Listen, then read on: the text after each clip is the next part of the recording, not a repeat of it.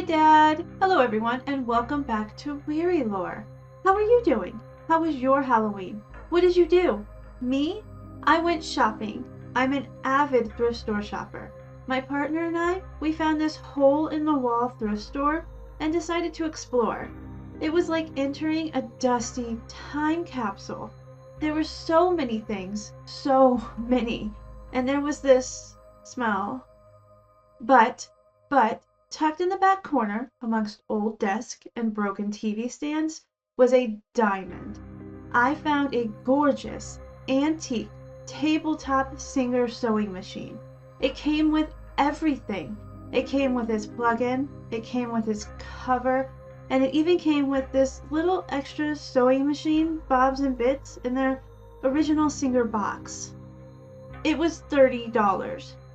$30. 30. Y'all don't get this. This is a nostalgic throwback to my grandmother and those beautiful days that we spent sewing Barbie clothes together. That amount, that was pennies. But I think it's haunted. No, I'm sure it's haunted. Anyway, on to the video. Let's talk about cryptids. On one of my Cryptids of America videos, I received a comment that made me think about a story one of my close friends had told me, a story about her homeland of Russia. In this story, she told me about the Domovoy. Now, her recollection of this legend or cryptid was different than the research that I did. First, I will tell you what she described to me, then I will go into the official history. I met Svetlana when she came to America as an exchange student. She was an oddity to us. Usually, the exchange students coming into our schools were from Asian countries, and they were orphans. There was a boy who was actually adopted by one of my friend's families after coming here as a simple exchange student. Lana wasn't an orphan. Her father was a mathematics professor who had come to America as a subject matter expert. He was an imposing figure who was also very mysterious to us. As many times as we visited Lana, I only saw the man twice, I think. I asked Lana about this one day, and she told me it was because he was rarely, almost never, home. She was on her own for the majority of the time, something my mother did not approve of. And it ended up that she stayed at our house or campsite most of the time afterwards. But she said that was okay, because the Domovoy protected her. To Lana, the Domovoy was a physical presence in her home, one that protected her in exchange for respect and some small treats. The way she described it made me think of a house elf, one that treated their family as well as the family treated it. She absolutely and positively believed that this creature would protect her. It wouldn't let anything bad happen to her. It was interesting because this belief made her so calm about things that would terrify others. Let's just say that not everyone in my podunk small town trusted Russians. And leave it at that. It wasn't until that comment on my video that the Domovoy came back to my mind. Lana is long gone, back to Russia, a grown-up nuclear physicist. Who knows if she actually believes in her small house elf creature anymore? And is that really what the Domovoy is? According to Wikipedia, the Domovoy is the household spirit of a given kin, far from a house elf. The Domovoy is more properly described as a god. Now, the protectiveness that Lana felt from her Domovoy is part of the creature's personality. They protect who they believe to be their kin, ferociously. They constantly look after them, and may even fight with each other to protect their chosen kin. That kid that's been bullying you, your Domovoy would fight their Domovoy until one came out as the winner. That winner would then take over the other household, which left me with a question. Did Domovoy get their power from how many households they have under their rule? The Domovoy are so closely knit with their chosen household that they share in whatever happens to them, be it joy or sorrow. They feel it as deeply as the family does. They are also believed to be able to forebode and warn the family about future events. And these aren't just stubbed toes or broken heart. They can warn the family about death, plagues, or even wars, anything that threatens their welfare. But don't think they will put up with anything. If the family changes, if they start to show corruption or bad behaviors, the Domovoy will become angry and reveal their demonic aspect.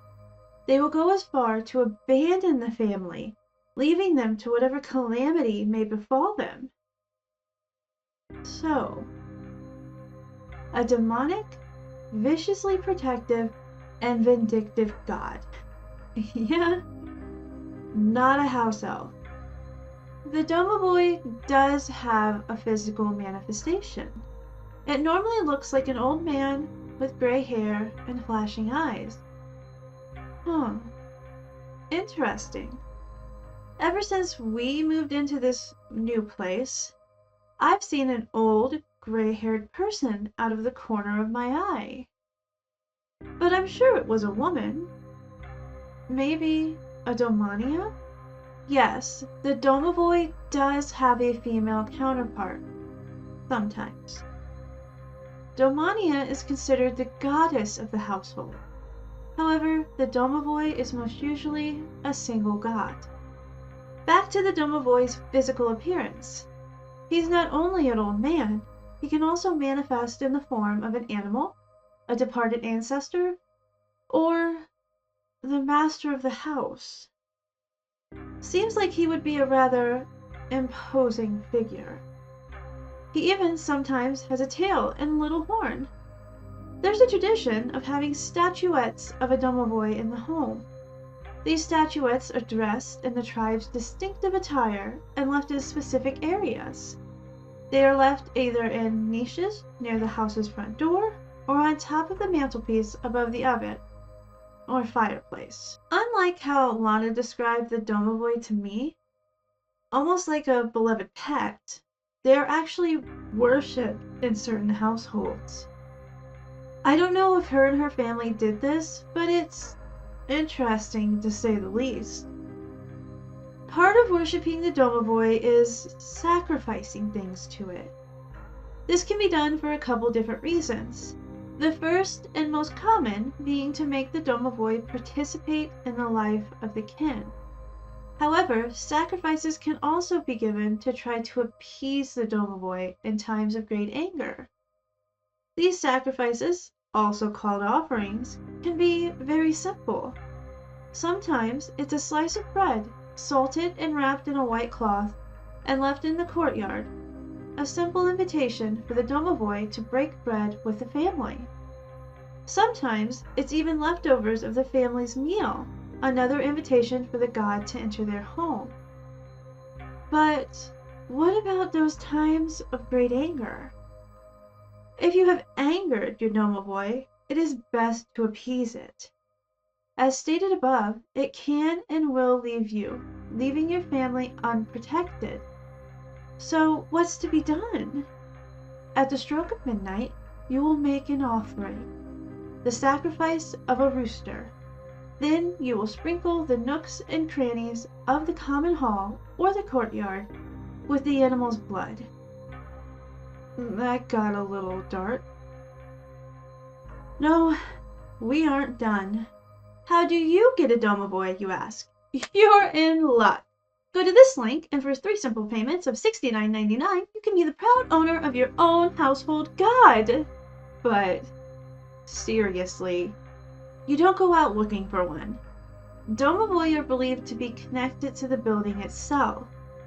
When moving into a new home and wanting to invite a Domovoy to live there with you, you can make a sacrifice, a hen this time, as well as the first slice cut for the first dinner in the home. These are to be buried in the courtyard of the home while you recite, "Our supporter, come into the new house to eat bread and obey your new master." Similar practices can be used to invite a Domovoy to transfer homes as well. But I would be very cautious. Like any other entity, or cryptid, or god, whatever you want to call it, there's danger. This creature legitimately has a demonic side. It's not just what I've relayed, or what you've seen in modern media either. But what do you think? Would you want to live with a Domovoy? Working on this video made me wonder what else could be found in Russia. Do they have a large cryptid population, or do they have none at all? Let me know down below if you're as interested in cryptids around the world as I am. If you like this video, be sure to leave a like and a comment, and if you like this type of content, try giving me a subscribe. I swear, I'm working on being more consistent. Just a reminder that subscriber requests are open, so if you have something you want me to look into or just something that interests you, let me know. As always, thank you so much for watching, and I'll see you in the next one.